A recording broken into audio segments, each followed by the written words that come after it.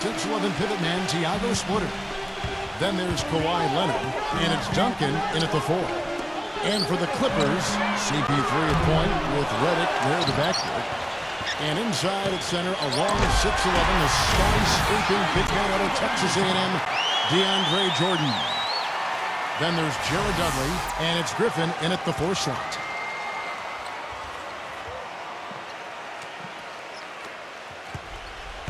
Los Angeles on D. Knocked away. And that's out of bounds. San Antonio will retain possession.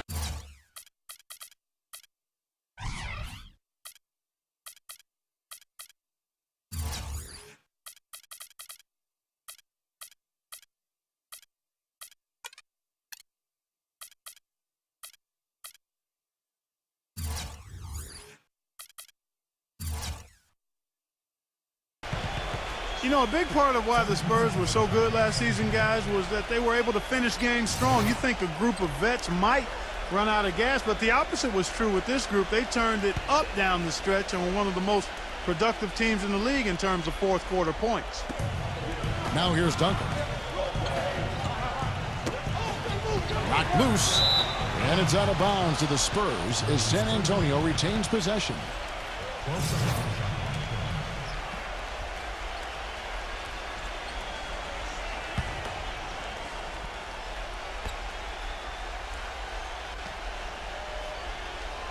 Here is Parker. Outside Leonard. Clock at 6.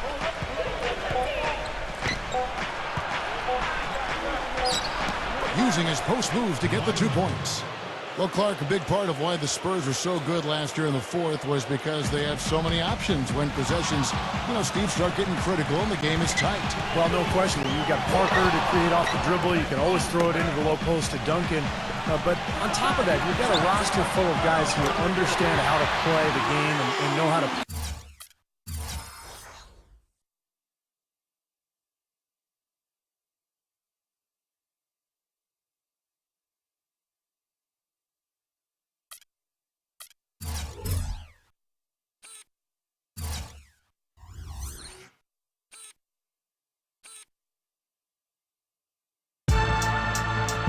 Do it now. I told you, do it now.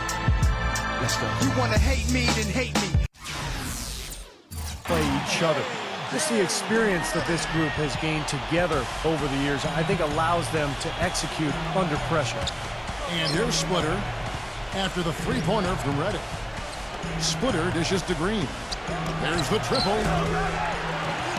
Rebound by the Clippers.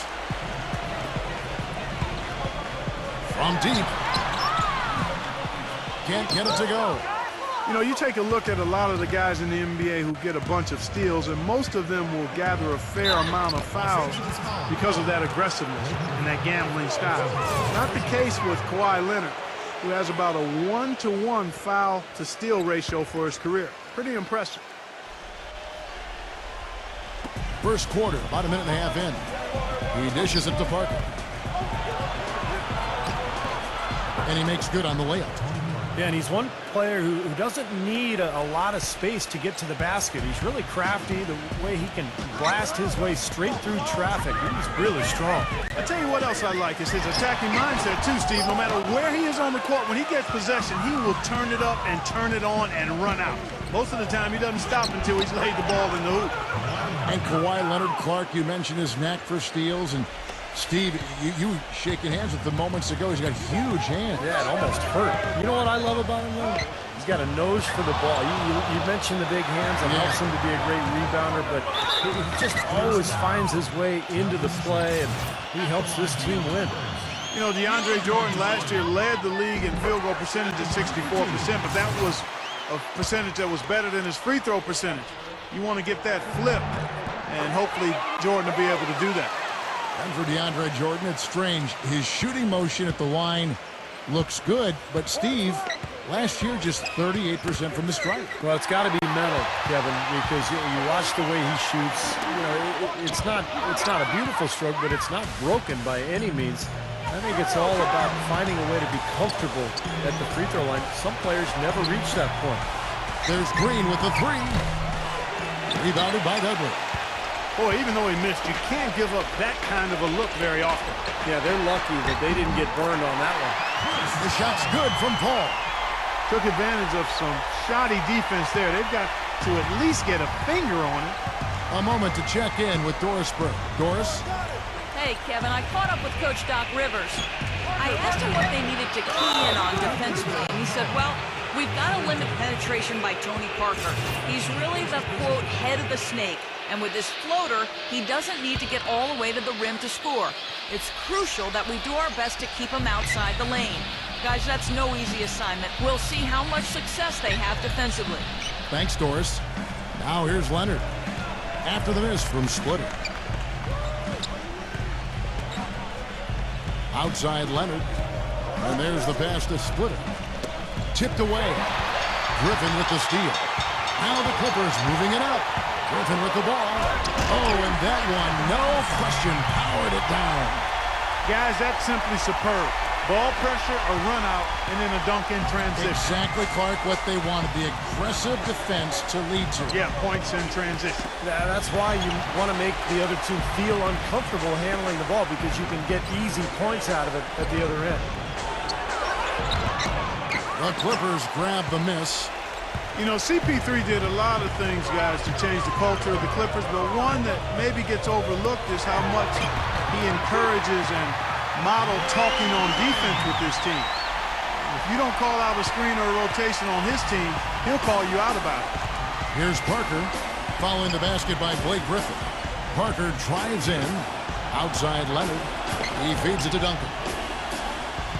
Shot to stop the run. Rejected by Griffin. And that'll be San Antonio as it goes out of bounds. Spurs retain possession.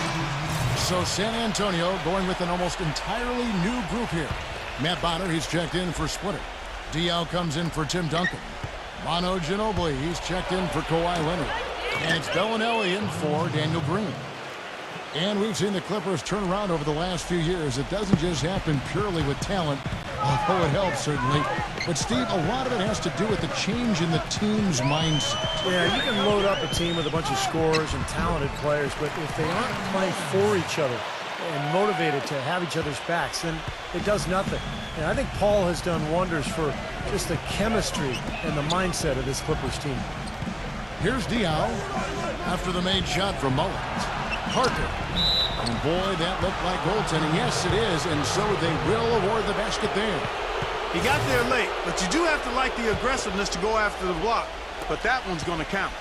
Can you hear the crowd kind of murmuring? I don't think they agreed with the officials on that one. Steve, I tell you what, they're really letting them have it. Collison kicks to Griffin.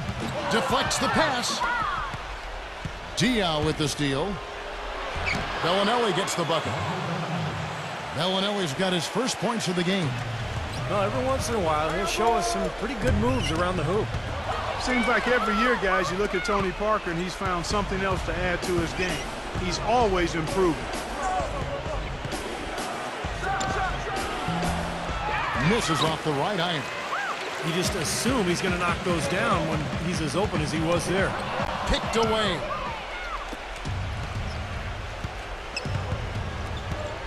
.41 seconds left here in the first quarter.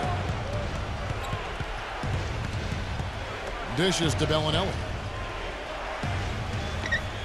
And there's the call on Matt Barnes. That is his first foul of the game. And last season for Tony Parker, arguably his best ever. 20 points a game, almost 8 assists. 52% Steve from the field, and there was even talk at midseason about maybe MVP consideration. Well, his ability to score inside around the rim is amazing, but he's also become a master of knocking down the jump shot from that 15 to... Oh, ridiculous! Tore it down that time! Now that is a quick bucket. Pretty good in transition. That's right. That's exactly right. He loves when he gets the chance to get out and run. That's when he's at his best. 24 seconds left in the first quarter of the game. Here's Bellinelli, guarded by Crawford. San Antonio shooting their first free throws of this. And the first one drops.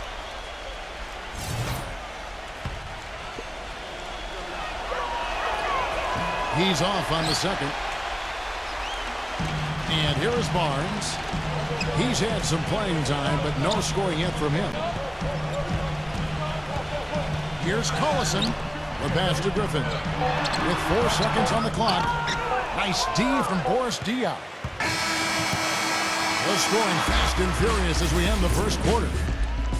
Clippers lead by 4.